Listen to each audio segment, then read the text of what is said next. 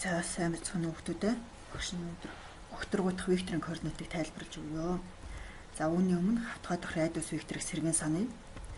За тэгшүнцэгт координатын системд өгсөн цэгийн хувьд за багш нь жишээ болгоод 4 5 гэсэн координатаа А цэгийг авсан байгаа. Координатын ихтер эхлэлтэй уг цэг дээр төгсгөлтэй векторыг за бид чиглэлт хэрчмийг вектор гэж үзсэн. Векторыг өгсөн цэгийн радиус вектор гэнэ. Тэгэхээр ОА векторыг радиус вектор гэх нэ.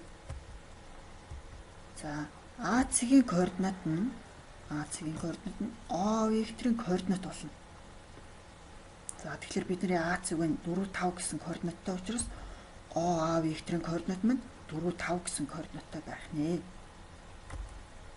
За яг үүнтэй төсдөг огторгуй дэх радиус вектор бол хавтгай радиус вектортай яг адилхан. За тэгэхээр тодорхойлолтоо харъя. Огторгуйн гэдэг үг шинээр орж ирж байна. Тэгшүнцэгт координатын системд өгсөн цэгийн хувьд координатын ихтер эхлэлтэй уг цэг дээр төгсгөлтэй векторыг өгсөн цэгийн радиус вектор гэнэ. За тодорхойлолтын хувьд бол огторгуйн гэдэг үг л нэмж орж ирж байгаа болохоос бусд нь яг адилхан байгаа. За багш нь жишээ болгоод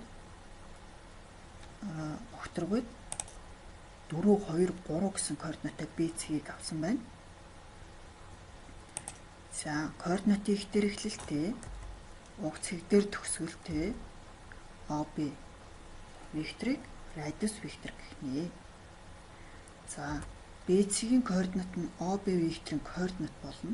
За тиймээс OB векторын координат нь 4 2 3 болох нэ. За жишээ болгоод бүгдээрээ ОА 4 5 хасах 3 векторыг дүрсэл гэсэн байна.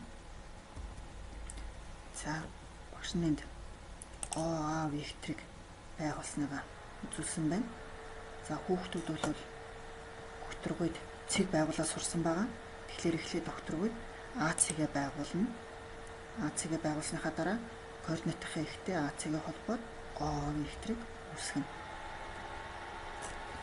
За ингээд координатын ихтер эхлэлтэй уг цэг дээр төгсгөлтэй ОА радиус вектор үүссэн байна. За радиус векторын координат маань А цэгийнхаа координатаар тодорхойлогдох учраас ОА векторын координат нь 4 5 хасах 3 болно. За хичээлээ дахин давтаж үзээд сурах хүчийнхаа 106 дугаар хуудасны 16 17 дугаар засаглалыг гүйцэтгэрэй.